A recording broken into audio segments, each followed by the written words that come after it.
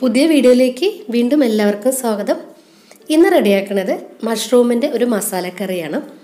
നമ്മളത് റെഡിയാക്കി കഴിയുമ്പോൾ ഒരുപാട് ഗ്രേവിയോട് കൂടിയിട്ടല്ല, പക്ഷെ കുറച്ച് തിക്കായിട്ട് ഒരു ക്രീമി ഫോമിലാണ് നമ്മളിത് റെഡിയാക്കുന്നത്. അപ്പോൾ എല്ലാത്തിനും ഒരു നല്ല സൈഡ് ഡിഷാണ്. ചപ്പാത്തിൻ്റെ കൂടെയും അതുപോലെ എല്ലാത്തിൻ്റെ കൂടെയും നമുക്ക് നല്ലൊരു സൈഡ് ഡിഷായിട്ട് കഴിക്കാവുന്നതാണ്. അപ്പോൾ വീഡിയോയിലേക്ക് കിടക്കുക. അതിന് മുമ്പായിട്ട് നമ്മുടെ ചാനൽ സബ്സ്ക്രൈബ് ചെയ്യാത്തവരും ഫേസ്ബുക്ക് പേജ് ഫോളോ ചെയ്യാത്തവരും ഒന്ന് ചെയ്യണേ. അപ്പം നമുക്ക് വീഡിയോയിലേക്ക് കിടക്കാം അല്ലേ. എണ്ണ നന്നായിട്ട് ചൂടായിട്ട് വരുമ്പോൾ ഒരു ബേ ലീഫ് ഇട്ട് കൊടുത്തു വഴണയിൽ.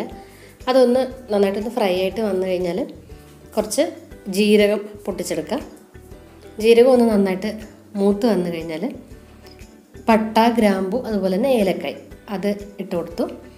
അതും ഇട്ട് കൊടുത്തിട്ട് അതൊന്ന് നന്നായിട്ടൊന്ന് ഫ്രൈ ആയിട്ട് എണ്ണയിൽ ആ ഒരു നല്ലൊരു മണം വരുമല്ലോ. ഈ സമയത്ത് ചെറുതാക്കി അരിഞ്ഞിട്ടുള്ള വെളുത്തുള്ളി ഇട്ട് കൊടുക്കുക. വെളുത്തുള്ളി അതുപോലെ തന്നെ നന്നായിട്ടൊന്ന് മൂപ്പിച്ചെടുക്കുക. അതിനുശേഷം നമ്മൾ അരിഞ്ഞു വെച്ചിട്ടുള്ള സവാളയും പച്ചമുളകും അതിട്ട് കൊടുക്കുക. സവാളയും പച്ചമുളകും ഒന്ന് മൂപ്പിച്ചെടുക്കുക. എന്നുവെച്ചാൽ ഒരുപാട് ബ്രൗണിഷ് കളർ വരെ ഒന്നും ആക്കേണ്ട ആവശ്യമില്ല.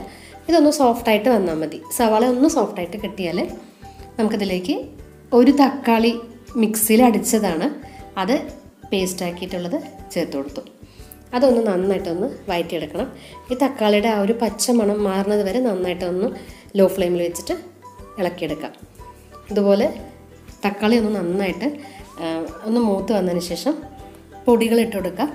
മല്ലിപ്പൊടി ഇട്ട് കൊടുത്തിട്ടുണ്ട്. മല്ലിപ്പൊടിയും അതിൻ്റെ ഒരു പച്ചമണം മാറുന്നത് വരെ വീണ്ടും നന്നായിട്ടൊന്ന് ഇളക്കി കൊടുക്കണം. നമ്മുടെ എരിവിന് ആവശ്യമുള്ള മുളക് പൊടി ചേർത്ത് കൊടുത്തിട്ടുണ്ട്. അതൊന്ന് നന്നായിട്ടൊന്ന് മൂപ്പിച്ചെടുക്കുക. അതിൻ്റെ ഒരു പച്ചമണമൊക്കെ മാറുന്നത് വരെ ഒന്ന് മൂപ്പിച്ചെടുത്തതിന് ശേഷം മഞ്ഞൾപ്പൊടി അതുപോലെ തന്നെ കുറച്ച് ജീരകത്തിൻ്റെ പൊടി ചേർത്ത് കൊടുക്കുക. ജീരകം ഒന്ന് ഡ്രൈ റോസ്റ്റ് ചെയ്തിട്ട് മിക്സിയിൽ പൊടിച്ചെടുത്തതാണ്, അതുകൂടെ ചേർക്കുക. എന്നിട്ട് ഇത് നന്നായിട്ടൊന്ന് വഴറ്റിയെടുത്തതിന് ശേഷം നമുക്ക് മഷ്റൂം ചേർത്ത് കൊടുക്കാം. മഷ്റൂം കൂടെ ചേർത്തിട്ട് വീണ്ടും നന്നായിട്ടൊന്ന് ഇളക്കിയെടുക്കാം. മഷ്റൂം നമുക്ക് ക്ലീൻ ചെയ്യണ ഇത് അറിയാമല്ലോ. നന്നായിട്ട് ആദ്യം തന്നെ 2-3 പ്രാവശ്യം നല്ല വെള്ളത്തിൽ കഴുകിയതിന് ശേഷം അതിൻ്റെ ഒരു ഫസ്റ്റത്തെ ഒരു ലെയർ ഒന്ന് നമുക്ക് മാറ്റിയെടുക്കാം. കാരണം അതിൽ അഴുക്കൊക്കെ ഉണ്ടെങ്കിൽ അതൊന്ന് പൊയ്ക്കോട്ടെ. എന്നിട്ട് വീണ്ടും നന്നായിട്ടൊന്ന് കഴുകിയിട്ട് ഇതുപോലെ രണ്ടാക്കിയിട്ട് കട്ട് ചെയ്താൽ മതി. ബട്ടൺ മഷ്റൂമാണിത്. ഒരു 1/2 ഗ്ലാസ് വെള്ളം ഒഴിച്ചിട്ട് മഷ്റൂം ഒന്ന് ഹാഫ് കുക്ക് ആക്കിയിട്ടെടുക്കാം. ഒരുപാട് വെള്ളം ഒഴിച്ചു കൊടുക്കരുത്, കാരണം മഷ്റൂമിൽ നിന്ന് വെള്ളം ഇറങ്ങി വരും. അതുപോലെ തന്നെ മഷ്റൂം വേവിക്കാൻ ഒരുപാട് ടൈമൊന്നും വേണ്ട. ഒരു 10 മിനിറ്റ് കൊണ്ട് മഷ്റൂം നന്നായിട്ട് കുക്കായിട്ട് വരും. ഉപ്പ് കൂടെ ഇട്ടതിന് ശേഷം വീണ്ടും ഒന്ന് ഇളക്കി കൊടുക്കുക.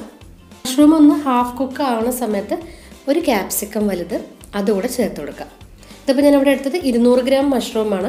അപ്പോൾ ഒരു മീഡിയം സൈസിലുള്ള ക്യാപ്സിക്കം അതുകൂടെ ചേർത്തിട്ട് ഇതെല്ലാം കൂടി നന്നായിട്ട് മിക്സ് ചെയ്യുക. ഈ സമയത്ത് ഗരം മസാല ചേർത്ത് കൊടുക്കുക. ഗരം മസാല ഒരുപാട് ഗരം മസാല ഒന്നും ചേർക്കരുത്. നമ്മൾ വീട്ടിൽ പൊടിച്ചിട്ടുള്ളതാണെങ്കിൽ കുറച്ച് ചേർത്ത് കൊടുത്താൽ മതി. പിന്നീട് നമുക്കിതൊന്ന് മൂടി വെച്ച് കൊടുക്കാം. ഒരു 1-2 മിനിറ്റൊക്കെ ഒന്ന് മൂടി വെച്ചതിന് ശേഷം തുറന്ന് കഴിയുമ്പോഴേക്കും മഷ്റൂമും അതുപോലെ തന്നെ ക്യാപ്സിക്കം ഒക്കെ പാകത്തിന് വെന്ത് വന്നിട്ടുണ്ടാവും. ഈ സമയത്ത് കുറച്ച് പഞ്ചസാരയും കൂടി ഇട്ട് കൊടുക്കുന്നുണ്ട്. ഇതൊരു ടേസ്റ്റ് ബാലൻസിന് വേണ്ടിയിട്ട് നമ്മൾ പഞ്ചസാര ഇതുപോലെ ഇട്ട് കൊടുക്കുന്നത്. എന്നിട്ട് ഫ്രഷ് ക്രീം ചേർത്ത് കൊടുക്കുന്നുണ്ട്. ഫ്രഷ് ക്രീം ചേർക്കുമ്പോൾ ഈ കറിക്ക് നല്ലൊരു റിച്ച് ആയിട്ടുള്ളൊരു ടേസ്റ്റാണ് വരിക. അതുകൂടി ഇട്ടിട്ട് നന്നായിട്ടൊന്ന് ഇളക്കിയെടുക്കുക. ലോ ഫ്ലെയിമിൽ വീണ്ടും ഒന്ന് നന്നായിട്ടൊന്ന് ഇളക്കിയതിന് ശേഷം ഒരു മിനിറ്റൊക്കെ കഴിഞ്ഞാൽ നമുക്ക് ഗ്യാസ് ഓഫ് ആക്കാം. അങ്ങനെ നമ്മുടെ കറി റെഡി ആയിട്ടുണ്ട്. അപ്പോൾ ഫ്രഷ് ക്രീം ഇല്ലയെന്നുണ്ടെങ്കിൽ നമുക്കൊരു കാര്യം ചെയ്താൽ മതി.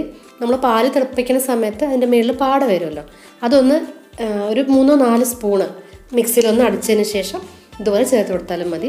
അതേ ടേസ്റ്റ്, നമ്മൾ ഫ്രഷ് ക്രീം വാങ്ങണം അതേ ടേസ്റ്റിൽ തന്നെ നമ്മൾ ഒരു ക്രീമി ടേസ്റ്റ് തന്നെ വരും നമ്മുടെ ഈ കറിക്ക്.